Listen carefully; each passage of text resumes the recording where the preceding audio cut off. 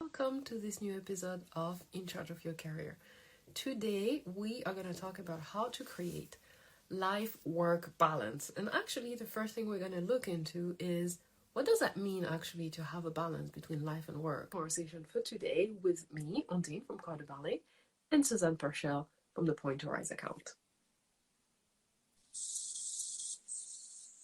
Hello. Hello. How are you? Speaking of work-life balance, I'm great, darling. Thank you. How are you doing? Good. Can you hear everything okay? I have a echo. No, we're good. Oh, you have an echo? I'm good. Sorry.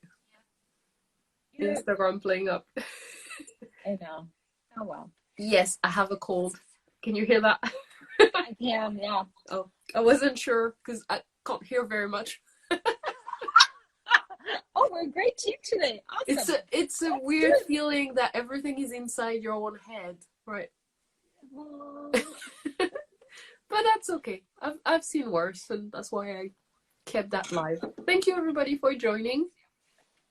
So I wanted to discuss with you today that idea of a life-work balance. And I don't know if you picked up the introduction. I was saying that we are all passionate about our work. So that entire conversation about life-work balance for me changed the day I started this job, because as they say, work that you love and you never work a day in your life.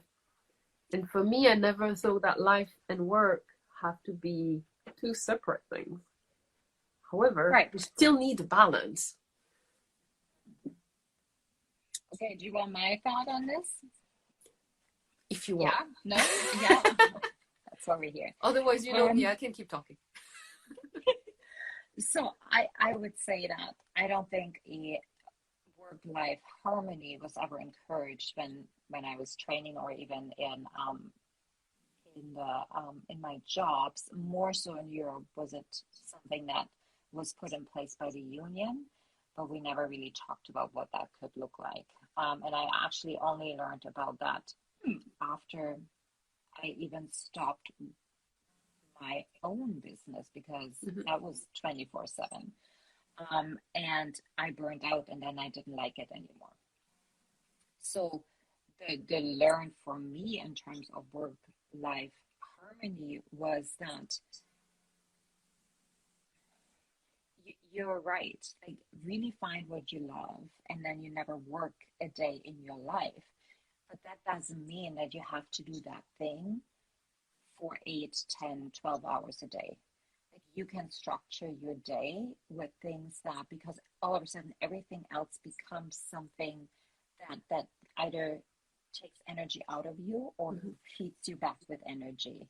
And there are things during a day that we do that deplete us of energy, and then it is our job to find other things to do that will fill that cup back up. And I think that for me is harmony, to actually have the awareness around that and taking the actions and structuring your days according to that, and not being okay with completely being empty at the end of the day. This is going to be the shorter talks in the world, because I so understand what you're talking about when you talk about energy. It's either depleting you or filling your cup. And for me, this is when I understood what that life-work balance could mean for me, when I stopped thinking in terms of life and work, but just in terms of what gives me energy back and what is actually depleting me. Funnily enough, I actually have some classes where I teach that are feeding me back with energy. And I love those, because yes, I am working, but it's actually something that I can go on forever after that. Whereas before I could actually be like quite tired and everything. And it just gives me that energy back, and it's work. Yeah, right? Like, work doesn't mean necessarily depleting your energy. Yes. I feel like if we're doing actual work that consistently strains us all the time, it might be time to rethink if this is really something you want to do for the rest of your life. Yeah. If that's not a state that you want to be, like, I don't want to be in. Yeah, there's probably a problem somewhere, yeah. Yeah, there is a problem there, yeah. But what is it? Sorry, go ahead. if I think back of, 8 hours in the studio and doing over and over and over things and really questioning. I remember Serenade, the four Russian girls, that little tiny sequence in the middle of Serenade it's what, it's like 30 seconds, 45 seconds, maybe a minute. We spent for 3 weeks, 3 hours a day in rehearsing that just to keep us busy. And that really was for me not only a turning point, but I just understood that many companies are actually working that way. We have to do it because this is how we build stamina, this is how we build resilience, this is how we build all of these things that we're putting up in such high attitude or altitude, where what would it actually mean if we don't and we really put emphasis into the work-life balance, not depleting but filling. Yeah, how to restore your energy. Yeah, exactly. So what are things you could do when you're in a company life to get your energy back, knowing that you can't really change that schedule, you don't have control over that, you don't change the fact that if they want to keep you for 3 hours just because, you can't change that. So what would be, in your experience, the little things that we could do here and there to not end up burning out? So for me, what I would change or what I'm really intentional about is who I'm spending my time with and where I'm spending my time. Like, if that is not filling my cup, if these people are not making me feel good, or if we're only talking about problems, then I'm not even putting any energy into that. Conversations, even if it's Instagram or anything like that, that's not doesn't fit into my life. That doesn't fill my cup, and therefore it doesn't have room. What else would I suggest? I would suggest, even though we're tired, knowing where you actually get your energy back from. Is it nature? Is it reading a book? Is it wedging out in front of the TV with like a bowl of popcorn and watching Netflix? Is it, I don't know, going for a swim? That is for everybody to discover what that really is, even though, like, when I think back, I don't think I would have had like the mental brain energy to do that, but just having that walk between the opera house and the tram station usually made a big difference in how I felt. Yeah. Because I was like shedding that energy of, needing to, I don't know, perform or being somebody. I think it's important also to realize that you need sometimes a change of scenery. I had that conversation a couple of days ago with Naira. She was chatting with the mentee Ballet, and she mentioned the fact that she realized that sometimes, that moment where as you said, that you're really, really tired, what actually works. And sometimes we stay on a couch at home, and that's okay because the body needs to relax. But it doesn't help the mind relaxing because you're still in your regular environment. You may actually still be thinking unconsciously about your week at work or the coming week. And she said that she realized that doing the same thing but outside in a park completely changed everything. And I was telling her, I think it's just because you're actually not just relaxing physically, but you're allowing also your mind to relax, see something else, expand, and be able to really let go. Whereas at home, you're still in your routine. Oh, I can so relate to that. This is why, like, it's the shift of energy, right? Like, shifting your environment, taking in different, even triggers or sequences from the outside. Yeah, it's everything, right? It really, truly is everything. And I want to mention something on that point too. Do you know what gives me energy is learning something new. Yeah. Even if I'm tired, even if I'm exhausted, like physically exhausted, when my body is tired, my mind tends to, and it's a teeter tot, right?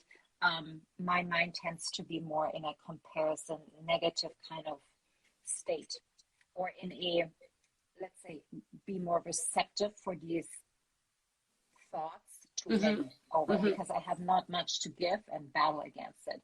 But if I put my focus on learning and gaining more information, these kind of thoughts don't have room. Yeah. Yeah, None you really whatsoever. need to go into what's important for you. How do you renew yourself, in other words? Mm. What makes you go again for another day? And that could be something physical, that could be something social, that can be something that speaks to your heart. Like some people, they will volunteer, for example, maybe because helping Yeah. others just gives them that energy. It could be Mm. spiritual. What else it could be? As you said, could be cultural, could be learning things, um, could be doing something for yourself, Could taking be care of putting your yourself. hands, yeah, either get a massage, or I don't know, if you like nature itself, like go in the garden, put your hands in the soil. Yeah. That's So also very grounding for some people, right? And that's where we actually get to find out what is it that actually refills our cup again, besides sleep and numbing out. Because I was under the assumption that the only way I can restore myself and gain it's back my sleeping energy is sleeping and eating. and eating, for sure. And Yeah. having a glass of wine so I can sleep better and faster. That's why sometimes I don't really like the idea of thinking about food like fueling, because it kind of gives the impression that this is the only this is the only function of food. And so when you need It's one function. energy, you get to food. And this it's a bit wider, but that's off topic. What I wanted to suggest is that you actually make a list of the thing that you think could help you renew yourself, get your energy back, sharpen your mind, sharpen your energy when Mm. you're in a good state of mind. And make that little list so that on the days where you actually need it will be the day you feel depleted. So probably your imagination is not really there. But so on those days, you have this list and you can pick an activity that seems right for you for today. That was my mistake before. I would wait until that almost burnout moment to Yeah, think, me okay, I too. need to do something for myself. But then I'm so tired and so drained that I can't even think about what to do. And then And you that's also how I don't have come the up with that idea energy. of a list. Sorry. And then you also don't have the energy, right? To Yeah, do anything. Not even to look at your list, and because all you want to do really is default into sleeping. I think we should maybe talk about that on a different life, is hmm when you're actually already in that state, how do you get out of that? Because that's a good question. you know, is there only one way out of it? And how easily do we slip into it? And let's look at where we're at right now. Like, look at how many performances companies are putting on. Mm-mm. Look at what's coming up. Nutcracker, right? Holy moly. We're lucky in And France we don't fall into that trap of nutcracker every Christmas. right. Okay, fair enough. But you're also putting on performances But there though. will And be a Christmas performance, yes. yeah, Yeah. exactly. And burnout is a real thing, and we think burnout is crying on the tile floor and not being able to. There are five different phases of it, hmm right? And when if you're in a reactive state, and no, yes, not in a proactive state, getting to that burnout is so easily, like that Yes. threshold, that step is so tiny and thin. And Um, it's so hard to crawl out of it. Oh, God. Oh, and it's Yeah. so hard to crawl out of it. And it also makes such a big difference in what you're capable of to deliver as Yeah. a And high it's not performer. needed. I think that's the belief that we forget. It don't need to, it's not a badge of honor. No, not a badge of honor. I can attest to that, right? Yeah. Well, Yeah. but I guess we all have to make that mistake once to listen to other people. Yeah. Don't Not. you think? No, At no, least if you no. make the mistake only once, that's okay, as long as you don't keep repeating Then it. you get a badge. Yeah. Yeah. And I remember Okay. when I was younger, my mom telling me sometimes, I'll tell you things, but you won't listen. You just make your own mistake. I said, yeah, but at least when I make the mistake, I realize it, and then I listen to you. Well, that's how we learn, right? And then it makes sense because we can put the reaction and the feeling together with Yeah. what was So the said. advice is useful, even if I'm not gonna listen to it to Yeah. prevent what's happening, but at least I will react to it. And you will recover faster because you know the way, Mm. for example.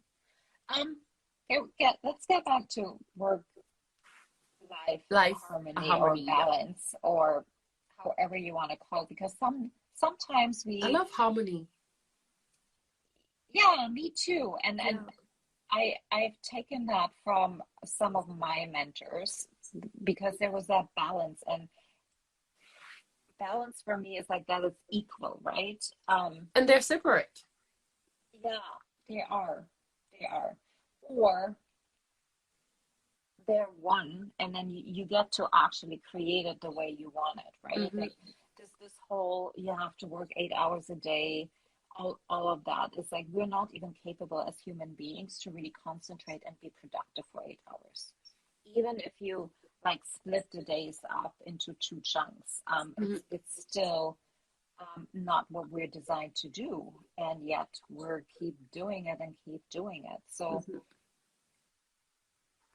we're putting so much emphasis on the working, and then we're not putting any emphasis in the recovery and the refueling and in the other side of the harmony tap, right?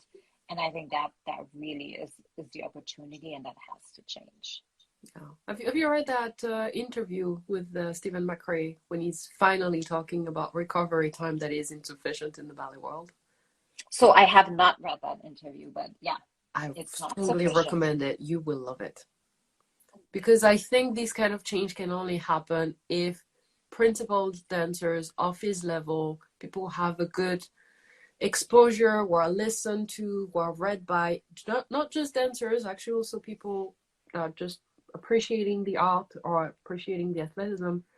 And it was really interesting to see him speak openly about the fact that there is not enough recovery time. Dancers are athletes in the terms of like how much they use their body, Totally. and most of the other athletic fields have understood periodization, recovery time. They're asked to be at the highest performing level a certain amount of time, then they recover. Whereas in the dance world, you go from performance to performance. Um, a little bit less when you're principal dancer, but still, you need to prepare for the next one. And if you're called a ballet, you're on stage every single night. Yeah, exactly. And So, and you have rehearsals in the morning, right? yeah. Oh, And yeah, you sometimes that's the worst. Sometimes I don't understand. There are companies that are actually expecting you to be at the class at 10 o'clock, even following performance. And I'm like, what? So when do you sleep? yeah, You're expected to run to home and find a way to cut this adrenaline down magically. Who knows? And magic. find a way to actually be in your bed at 11:30, sleeping, so that you can And wake up at night. but that's so here's the problem. Here's the problem. And I think you turned it into a little bit of a different topic, but we'll find a loop back to um, the whole stigma around arts. You have to give it all. You have to basically die for the art. Like you have to cut your ear off or something. Mm-hmm. Something like that is still in the belief system of leadership and expectations of the people that are producing. Mm-hmm. And we have yet to really catch on to all the research that is out there and understanding that how we have done things so far has worked perhaps in a certain way, and we've gotten to this point.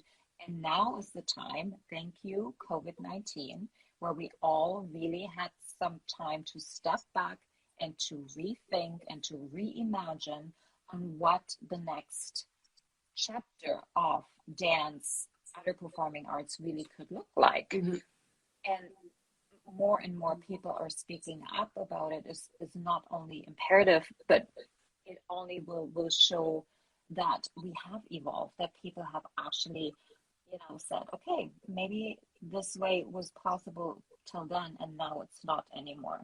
And I think that change will come from both sides, right? Like the leadership teams understanding that, hey, if we keep chasing money, we won't be able to really invest into our product. That is the most important thing, Mhm. that we should always take care of. So what other ways are there?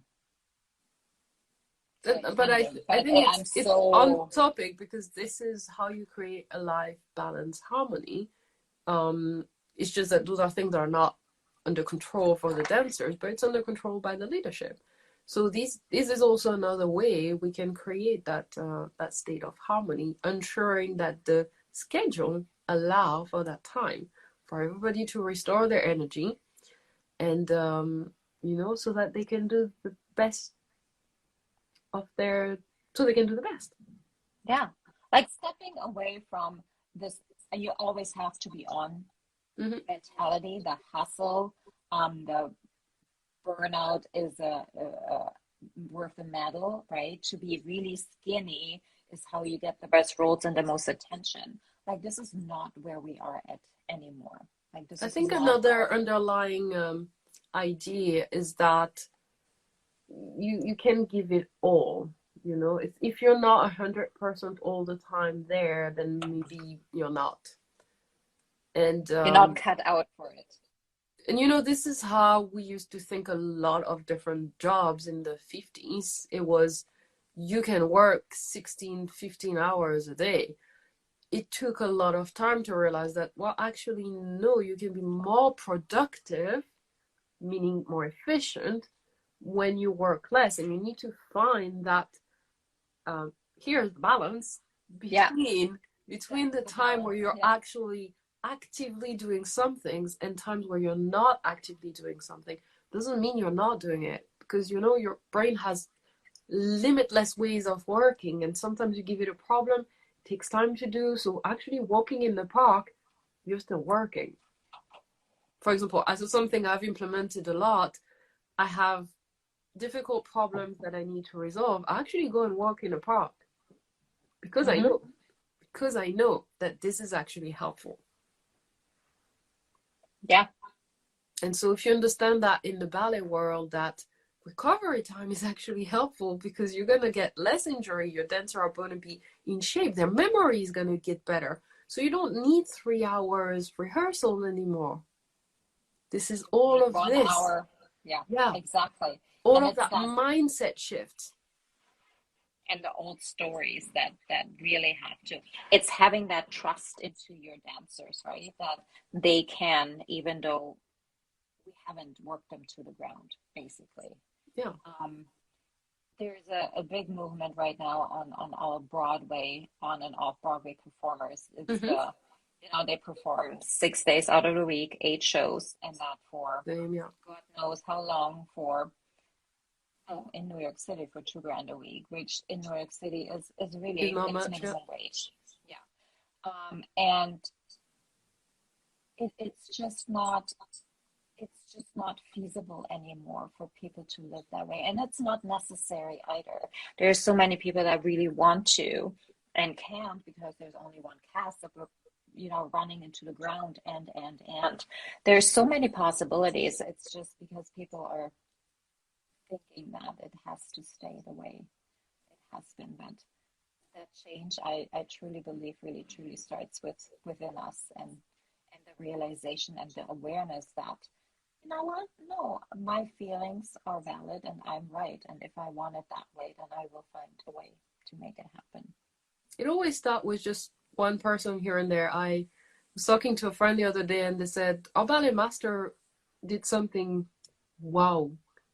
The rehearsal was going on well, and an hour before the finish time, they had covered everything. So he said, okay, see you tomorrow.